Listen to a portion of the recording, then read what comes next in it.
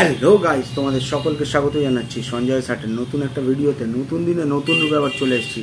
আশা করছি তোমরা সকলে ভালো আছো, সুস্থ আছো, তোমাদের পরিবারও খুব ভালো আছে, সুস্থ আছে। আর হ্যাঁ, ভগবানের কাছে সবসময় প্রার্থনা করি যেন তোমরা তোমাদের পরিবারের সকলে খুব ভালো থাকো, সুস্থ থাকো। যখন চলে যাচ্ছ ঝটাং পটাং করে দেখবে, দেখার পরে লাইক কমেন্টের বন্যা বুঝিয়ে দেবে। যারা এখনও চ্যানেলটিকে সাবস্ক্রাইব করেননি তারা পটাং পটাং করে সাবস্ক্রাইব করে দেবেন। করে দেওয়ার পরে পাশে বেল আইকনটা রয়েছে, ওটাকে টিপে অল নোটিফিকেশন অন করতে ভুলবেন না, ঠিক আছে? তো চলে আসি মেন বিষয়বস্তুতে, ভিডিওর মেন বিষয়বস্তুতে। তো এই ঘোড়ামুখো দালালের মানে পরকীয়া প্রমোট করা ঘোড়ামুখো দালাল শুধু সেটাতেই মানে ব্যাখ্যাটা নিয়ে শান্ত হয়নি। পরিবার বেচু, ঠিক আছে, ভেড়া বেচু, তো এরম ধরনের নামটাম আখ্যা টাখ্যাও আজকাল নিচ্ছে সমাজ মাধ্যমে, ঠিক আছে, মানে ইউটিউব প্ল্যাটফর্মে বিশেষ করে। তো যা যা বলছে হিসাব কিছুতেই কিছু মিলছে না। মানে যতবারই হিসাব দিতে আসছে, হিসাব ক্লিয়ার করতে আসছে, বলে বলে ভিউজ আর্ন করছে, হিসাব কিছুতে মেলাতে পারছে না। ইভেন তার মানে পোষ্য কিছু ভিউয়ার্স আছে, পোষ্যই বলবো, যারা অন্ধের মতো ভালোবেসে গেছে তারা পোষ্য ছাড়া আর কি, তাই না? তো সেই পোষ্য ভিউয়ার্স পর্যন্ত তারা বলছে হিসাব কিছুতে মিলছে না, হিসাব কিছুতে মিলছে না। তাদেরকে আবার বলতে হচ্ছে একটু ভালো করে ভাবো, ভালো করে বোঝো, সব হিসাব মিলে যাবে। মানে নিজেকে বিরাট বড় উচ্চ স্তরের কিছু মনে করে, আর বাকি সবাইকে নিচের স্তরের সি মনে করে। মানে নিজের পোষ্য ভিউয়ার্সটাকে পর্যন্ত সি মনে করেছে। তার মাথায় কোনো বুদ্ধি নেই, তার কোনো বিবেক বিবেচনা নেই, তার কোনো ভাবনা নেই। সে ভেবেও বুঝতে পারছে না যে কি ঘটেছে কেউ বুঝতে পারছে না। এমনকি এত controversy creator lakh lakh video করছে, মানে এত চুলের মানে ক্রিয়েটার, তার এগেনস্টে লক্ষ লক্ষ ভিডিও নামছে, লক্ষ লক্ষ। এই লক্ষ লক্ষ ক্রিয়েটার যারা ভিডিও করছে তাদের সাথেও তার কোনো ম্যাচ নেই। মানে তার সাথে যে জিনিসটা ঘটেছে তার সাথে কোনো ম্যাচ নেই। মানে একদম মানে কি বলবো, মহাজাগতিক কিছু একটা ঘটেছে, ঠিক আছে, এটা পৃথিবীর মানুষ বুঝতেই পারছে না। আর ও তো পৃথিবীর মানুষই না, ঠিক আছে, ও তো গোঁড়া, ঠিক আছে। তো সেহেতু এমন কিছু ঘটেছে যাতে কেউ কিচ্ছু বুঝতে পারছে না, তাদেরকে জোর করে করে বোঝাতে হচ্ছে। আর আমি তো ভাবি সেই সকল ভিউয়ার্সদের কথা, ঠিক আছে, ক্রিয়েটারদের কথা ছাড়ো, এই তো ক্রিয়েটারদের সময় সময় ইউজ করে, ঠিক আছে, যেখানে বাঁচার জন্যে কিছু জনকে জোগাড় করেছিল।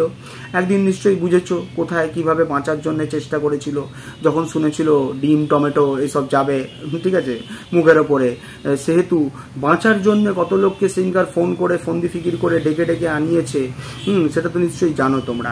তো তাদেরকে তো ধুচ্ছে, সেটা আলাদা ব্যাপার, সে তো ধোবে, তো স্বার্থপরের বাচ্চা, এ হচ্ছে স্বার্থপরের বাচ্চা। মানুষের সাথে স্বার্থ মিটে গেলে এ কাউকে ছাড়ে না, এ তোমাদেরকে আজকে বলছে বাইরের লোক, আজকে দর্শকদেরকে বলছে বাইরের লোক। ক্রিয়েটারদের কথা ছাড়লাম, ক্রিয়েটাররা কে, ঠিক আছে, দর্শক যাদের পয়সায় ফুর্তি মেরে বেড়াচ্ছে তাদেরকে বলছে বাইরের লোক।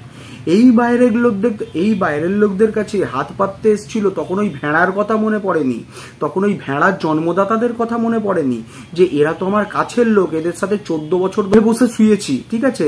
তো তখন এদের কথা মনে পড়েনি যে এরা তো আমার ঘরের লোক, এদের কাছ থেকেই টাকাটা চাইতে পারি। ভিক মাঙার জন্য বাইরের লোকের কাছে হাত পাততে হয়েছিল। আজকে বাইরের লোককে বলছে তোমরা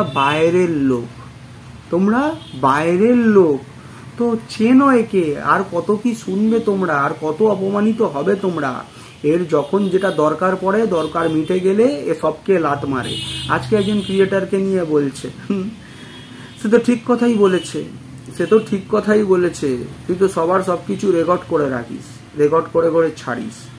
আর কি দেখার বাকি রয়েছে সোশ্যাল মিডিয়াতে? একটা মেয়ে নিজের জীবন ঠিক করার জন্য যে ভুলটা করেছিল, সে তার স্বামীর কাছে চলে গেছিল, কিন্তু তুই তার সংসার ভাঙার জন্যে তার কলগুলো রিভিল করছিলিস, দিনের পর দিন রিভিল করে গেছিস। তোকে চিন্তা কারোর বাকি রয়েছে রে লাতখোর, তোর যা হবার হয়ে গেছে, সবাই তোকে চিনে গেছে। আরো দিন টাকা পয়সা পাঠান। আপনারা তো বাইরের লোক, ভিউজ দিচ্ছেন কেন? আপনারা বাইরের লোক, আপনারা টাকা দিন।